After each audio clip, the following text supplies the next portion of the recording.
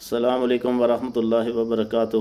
سامعین اکرام، آج جمعہ مبارک ہے۔ آج سورہ الواقعہ کی آیت نمبر 1 سے لے کر 14 کی تلاوت اور پھر ترجمہ بیان کیا جائے گا انشاءاللہ۔ اعوذ باللہ من الشیطان الرجیم، بسم اللہ الرحمن الرحیم۔ اذا وقعت الواقعات لیس لوقعتها کاذبہ خافضات رافعات اذا رجت الارض رجا وبست الجبال بسا فكانت هباء منبثا وكنتم ازواجا ثلاثا فاصحاب الميمنة ما اصحاب الميمنة واصحاب المشأمة ما اصحاب المشأمة والسابقون السابقون اولئك المقربون فی جنات النعیم ثلۃ من الاولین وقلیل من الاخرین۔ صدق اللہ العظیم۔ شروع اللہ کے نام سے جو بہت مہربان نہایت رحم والا ہے۔ جب واقعہ ہونے والی ہو جائے گی، جس کے واقعہ ہونے میں کوئی جھوٹ نہیں، یعنی قیامت، وہ پست کرنے والی ہوگی اور بلند کرنے والی ہوگی۔ پست کرنے والی جہنمیوں کو اور بلند کرنے والی جنتیوں کو۔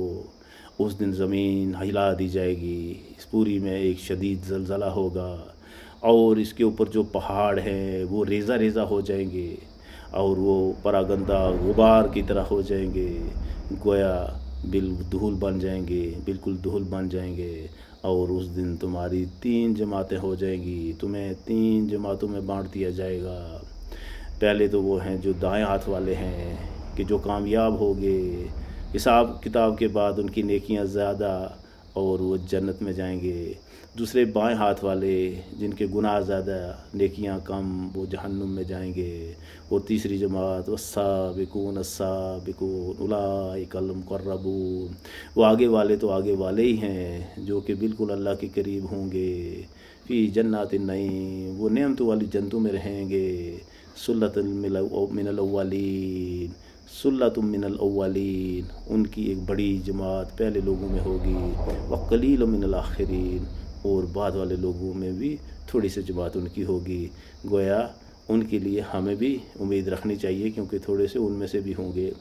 اب یہ جو سورہ الواقعہ ہے، اس میں قیامت اور پھر اس کے بعد کا جو منظر ہے کہ لوگوں کو ان کو کیسے بانٹا جائے گا، ان کی کیسے گروہ بن جائیں گے۔ 3 گروہ ہو جائیں گے، ایک گروہ کامیاب، ایک ناکام، اور ایک جو ہے وہ ایکسیلنٹ سے بھی اوپر، یعنی جو بالکل اللہ کے قریب ہوں گے۔ تو اس میں جن لوگوں نے نیکیاں کی ہوں گی وہ کامیاب ہوں گے۔ قرآن اسی لیے تو ہے نا کہ انسان پڑھے اور پھر وہ سنبھل جائے زندگی کے کسی بھی حصے میں۔ ہاں، اگر مر رہا ہے تو پھر نہیں، اس کے لیے اللہ نے فرمایا کہ ہاں موت سامنے آ گئی تو پھر نہیں۔ لیکن یہ بھی تو پتہ نہیں موت کب آئے گی۔ ایک آدمی سوچتا رہے گا بھائی ہاں کل کر لوں گا، پرسوں کر لوں گا، ایسے کر لوں گا، لیکن کیا پتہ کل آئے نہ رات کوئی موت ہو جائے، یہ تو کوئی پتہ نہیں نا۔ موت کی بات اللہ نے اپنے پاس رکھی ہے۔ کوئی زلزلہ آ جائے، کوئی کچھ ہو جائے، کوئی ہارٹ اٹیک ہو جائے، اچھا بھلا آدمی ہارٹ اٹیک ہوتا ہے، رات کو سوتا ہے، صبح مرا ہوا ہوتا ہے، اکھڑ جاتا ہے، صبح دیکھتے اکھڑا ہوا ہوتا ہے، اکیلا سویا تھا کہ کسی نے دیکھا ہی نہیں۔ تو یہ بات ہے کہ انسان کو یعنی توبہ کرنے میں بالکل ہی تاخیر نہیں کرنی چاہیے۔ بالکل توبہ کر کے، دنیا میں ہر ایک انسان ہے، اس سے کوئی نہ کوئی غلطی تو ہوتی ہے، لیکن انسان جو سنبھل جائے اور اس کے بعد کیا ہے کہ وہ نیکی کرتا جائے اور برائی کی طرف جائے نا، تو اللہ اس کی پچھلی جو گناہ ہے نا وہ نیکیوں میں بدلی کر دیتا ہے۔ سورہ الفرقان میں ہی لکھا ہوا ہے، واضح ہے۔ قرآن پاک کو اگر ترجمے سے پڑھیں گے تو کون سی چیز اس میں پوشیدہ ہے؟ کچھ بھی پوشیدہ نہیں ہے، لیکن بات ایسی ہے کہ اس طرح وقت دینا ہے۔ یہ وقت جو ہے نا ہمارا 24 گھنٹے کا، یہ بہت بڑا ہے۔ سوچا جائے تو کئی لوگ ایسے ہیں آج سے 800 سال پہلے، جی گویا کہ 800 نہیں، وہ تو 12ویں 13ویں صدی اس میں ہوئے نا، حضرت امیر خسرو جو ہے، ان کے لیے منسوب ہیں کہ انہوں نے 100 کتابیں لکھی ہیں۔ 117 سال انہوں نے عمر پائی ہے، ایسا کہا جاتا ہے، لیکن انہوں نے 100 کتابیں لکھ دیں اتنے قدیم زمانے میں، جب کہ کوئی اتنی زندگی کے سادھن بھی نہیں تھے۔ سر سید کا دیکھیں جی، انہوں نے بھی کہیں 2 درجن سے زیادہ 28-30 کتابیں لکھی ہیں۔ تو ہماری طرح تو ان کو بھی تھے نا، 24 گھنٹے کا وقت تھا، زیادہ تو نہیں تھا نا۔ تو اصل چیز ہے کہ ہم وقت ادھر کتنا لگاتے ہیں، جو ہماری آخری زندگی ہے اس کے لیے۔ دنیا کی زندگی کے لیے تو ہم جی توڑ کوشش کرتے ہیں، اور کئی تو نکمے ادھر بھی نہیں لگاتے، بس خالی موبائل میں بیٹھے رہتے ہیں یا صرف نیند ہی کرتے رہتے ہیں۔ یہ زندگی نیند نہیں ہے، نیند 6-7 گھنٹے بہت ہے، باقی کا جو وقت ہے اس کا ایک تو اپنا روزی روٹی کے لیے، ٹھیک ہے نہیں، اور باقی جو ہمارا فالتو وقت ہے اس میں سے ہی ہم نکالیں گے. فالتو وقت جو ہمارے پاس اپنا ہے نا اسی میں سے نکالنا ہے اس کو. کس کو؟ باقی جو کام ہے ہمارے کسی نوکری ملازمت یا کوئی چیز ہے اس میں سے نہیں نکالنا ہے، اس کو پورا دینا ہے، 100% دینا ہے، 100%، ناٹ 99، 100% دینا.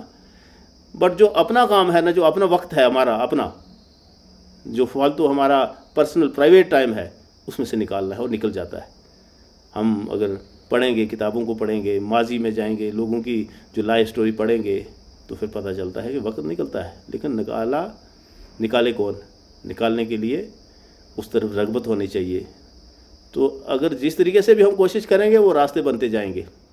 تو اللہ تبارک و تعالیٰ آپ کو بھی اور مجھے بھی توفیق دے کہ ہم اس زندگی کو سمجھیں اور زیادہ سے زیادہ اللہ تبارک و تعالیٰ کی عبادت کریں، اس کا شکر ادا کریں، گناہوں سے معافی مانگیں.